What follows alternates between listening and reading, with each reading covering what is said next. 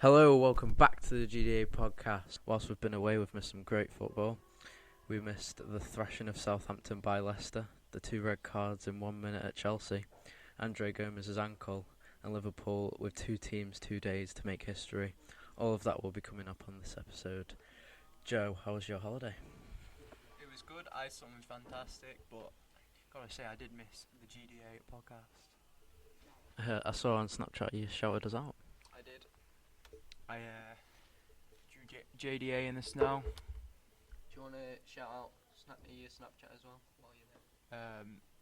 No, I'm alright, thanks. And today is a very big day for the JDA podcast. We have a guest speaker.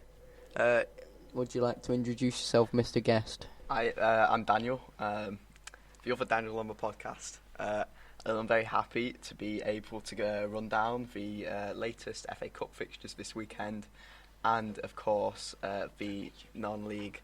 Okay, so there's actually some quite interesting FA Cup fixtures this weekend. It's the first round, obviously. Some of these teams have gone quite a way to get into this first round. We've got some good draws. Obviously, we had the bye round for Chichester, who are now going to be straight into round 2, which is really good for them because they're one of the furthest down non-league sides we've seen. So they'll all be happy. But in terms of other draws that I thought were interesting, so we have Nantwich Town and Flyde. Nantwich Town, a semi-professional football club, which are quite far down in the football pyramid, so it's really nice for them to get into this first round. Whereas AFC Flyde, they are quite higher up in the football pyramid. They're in the Conference Premier at the moment, so just the top tier of non-league football. So it will be quite tough for Nantwich Town, but they do have home advantage. So really, it's the FA Cup. Anything could happen. I mean, Nantwich Town is just their 3rd appearance in the FA Cup, so they don't have much experience in the competition. But anything can happen. So another draw we've got in the FA Cup, we've got Dulwich Hamlet and Carlisle. It's the first meeting between them both, and Dulwich Hamlet haven't won an FA Cup match before, so based on history it's not going to be very... Dulwich are going to struggle, but you never know what can happen in the FA Cup. Carlisle are obviously a very experienced League 2 team. You would say, looking at them both, that Carlisle should come away with an easy win, but anything can happen in the FA Cup. Another one we've got Bolton and Plymouth. Bolton are on a very good run of form. Plymouth should struggle, but you never know what can happen. Again, it's the FA Cup. Bolton may be on that good run, but good runs always end. So another one we've got here, Accrington Stanley and Crewe. Should be quite an interesting fixture. Accrington Stanley have actually won their last 4 games against Crewe. So looking at history again, as it was with Dulwich Hamlet, Crewe aren't favoured, but they have been on a very good run of form in League 2 recently. I think they are 4th in the league, which is very good considering they've been mainly relegation candidates over the last few years in League 2. So they're finally starting to look up, and it will be interesting to see if Crewe can get into League 1 next year. But Crewe have only progressed from one of the last 6 FA Cup first round ties.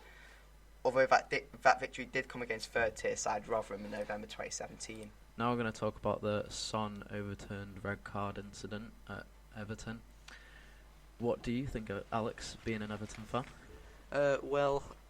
If you look at the tackle again, so Andre Gomez, the incident before, he dispossesses Son, passes it to Davies, and Davies passes it back to him, and Son just comes straight into the back of him. Like I don't think he tried to hurt him that much. He tried to stop him, and then Gomez goes to the floor, and Aurier comes running in, and puts his foot on. While Gomez is on the floor, he stamps on, not purposely, but stamps on Gomez's foot, and you won't be able to see it now, but his foot actually bends sideways, and it's a terrible injury. But the thing is, the referee got his yellow card out first. And then once he did see Gomez's injury, he got his red card out. I do think it was a yellow card tackle, but but surely if he's broken his leg, that should be a red card.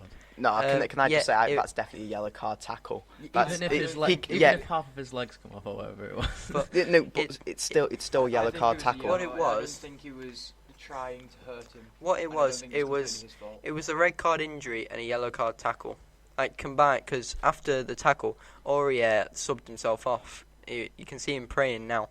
I don't know why he's praying, but he's probably hoping that Gomez is all right. And he actually subbed himself off after this. So I think Aurier and Son combined was a red card, but I think they're both yellow card tackles.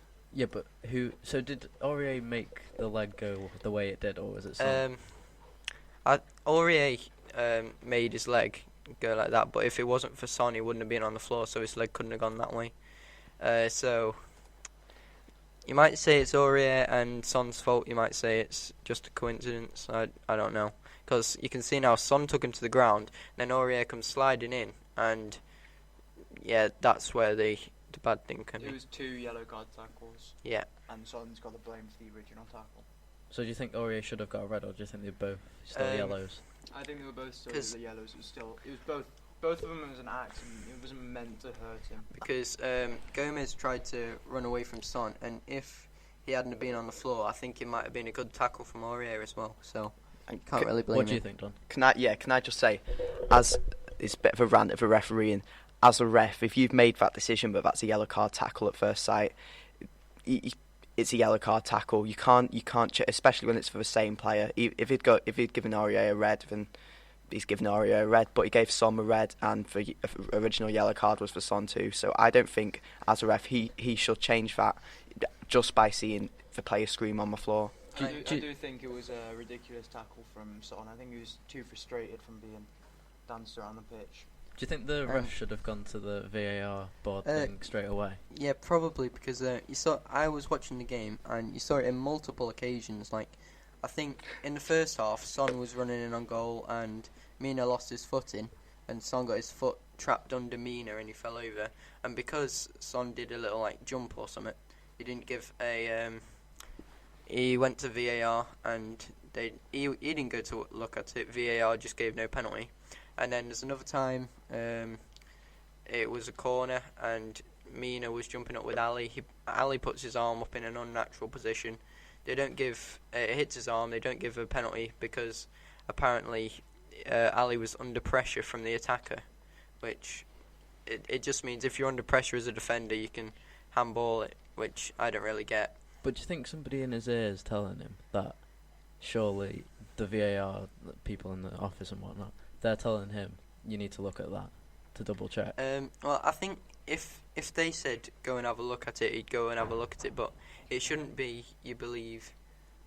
You just say, oh, VAR have looked at it. I'll just take their word for it.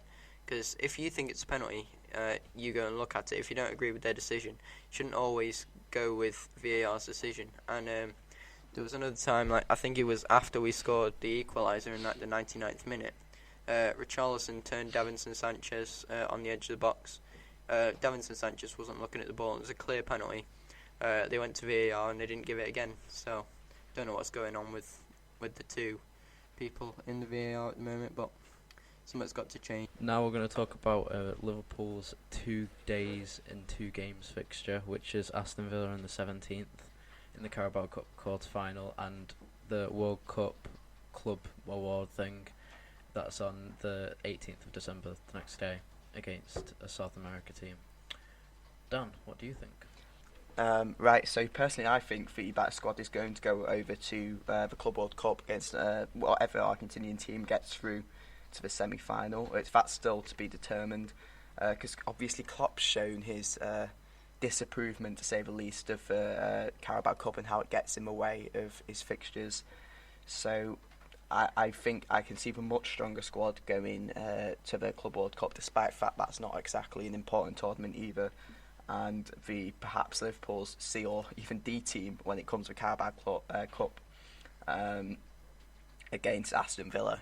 So, what would you say? So, what would you say to if somebody's come up to you and say you either play the match in the space of 2 days, or you play it, or you never play it even, and then you don't play in the competition and they get a free pass, Villa? What would you do in that situation? Well, I think. Are you asking what would I do if that happened, or if I want, or like should that happen, or like would he have? Should that be able to happen? Two clubs should that be able playing. to happen? Two clubs playing. Liverpool playing two clubs on 2 days after each one. Yeah. Yeah, I think that should be able to happen. Obviously, it's not what I mean. I'm sure Klopp would have rather left the League Cup and just played the Club World Cup game. I suppose it looks a bit better than a League Cup. But I think them playing both is acceptable and all right in the 2 days. But if he was like trying, like if he, there's been talk of him like quitting the League Cup to just so he has more preparation times for the Club World Cup. But I was thinking if they just quit it like that, would like it bring like less emphasis to the League Cup because the big teams like Liverpool like don't want to be in it, or would it just like, I don't know. I don't see why they haven't just rescheduled it, to be honest, but I don't think that a lot of English teams will ever get the opportunity to win a Club World Cup. So I do think that Liverpool should go for the Club World Cup.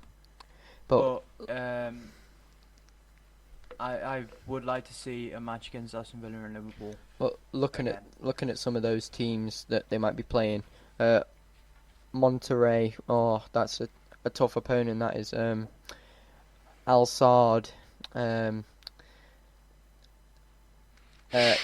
say I've ever heard of them. Just looking at some of the teams in like the Club World Cup, if they did win that, they'd be playing like, if they played any of those teams like LS Tunis in the final, no one would care because I'm pretty sure any team in the top 5 leagues could probably beat any of those teams. An English club has won it before, and it's United in 1999 and 2008.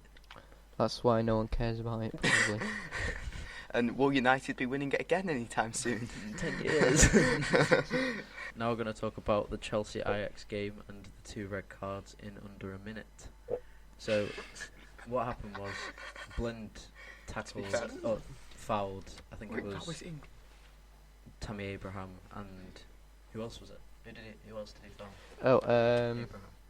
Abraham and... who was it?